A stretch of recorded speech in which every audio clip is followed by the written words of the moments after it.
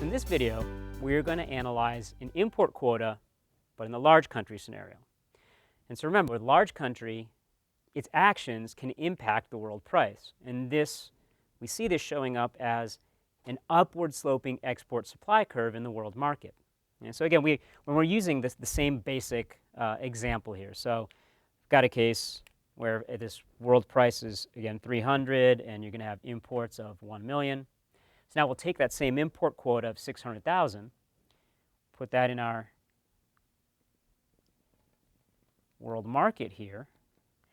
And now what we're going to see is, well, at 600,000, U.S. consumers would, right, at that level of imports, they'd be willing to import that much at a price of 315.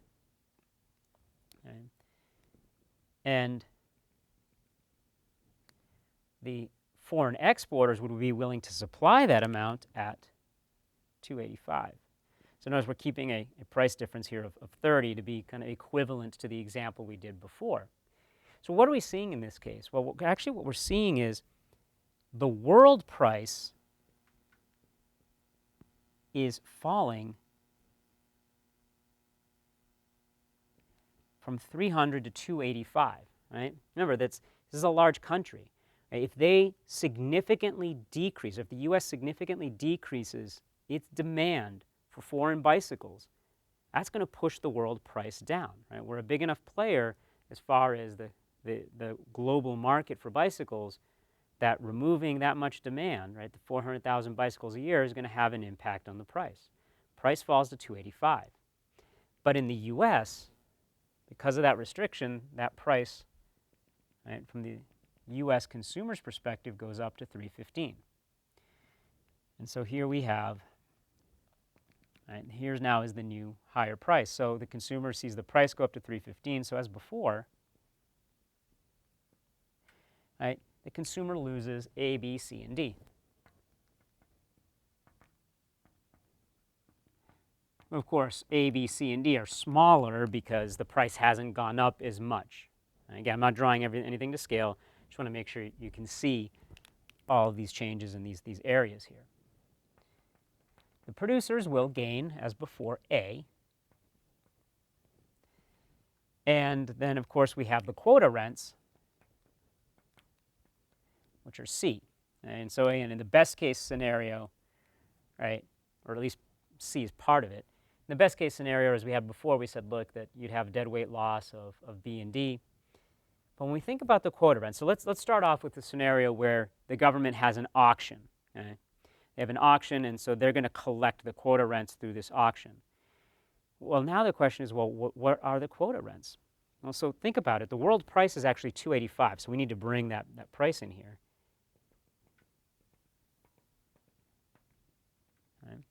So what does this mean? This means that if you're an importer, right, you can buy at that world price of 285 and then turn around and sell that bicycle for 315 in the U.S.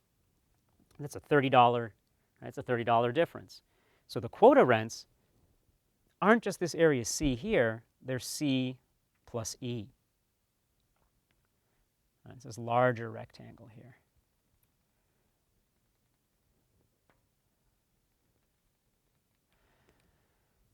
So we know C is coming at the expense of the U.S. consumer, right? They're paying a higher price. But what about E? Where is E coming from? Well, E is coming about from the fact that the world price has fallen. So E is actually coming at the expense of foreign producers. This is just like the analysis we did with an import tariff for a large country, right? Everything is exactly the same. It's really just a question of what happens to those quota rents. Right? So in the case of an auction, right, we end up with the same scenario like we did for tariffs. The net effect is E minus B plus D. Right?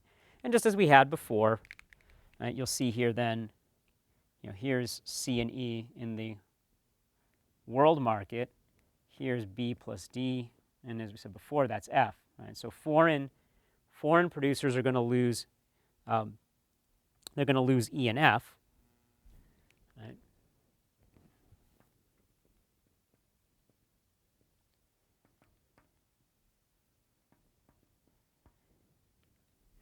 foreign producers lose E and F, we know that E is basically a transfer from foreign producers to the U.S. importers. Right? We lump them in with the producers there, potentially. Depends on how the quota is administered. But either way, E is going to somebody, some group in the U.S. So that for the world, right, the net effect is that U.S. deadweight loss, and now, right, that foreign deadweight loss of F. So the total global deadweight loss is, we see this, right, you got to look in the world or international market to see that, is, right, those two triangles together, this whole area outlined in here, B, D, and F. Right? Same thing we had with the tariff. Again, it's just a question of how the quota is administered. Right? If we end up with rent-seeking activity, then in addition to losses of B, D, and F, we would also lose some of C and E, potentially all of C and E. Right? So when you're thinking about quotas, when you're looking at it, just remember we analyze it the same way we would as a tariff. Ultimately, just really is a question of what happens to those quota rents.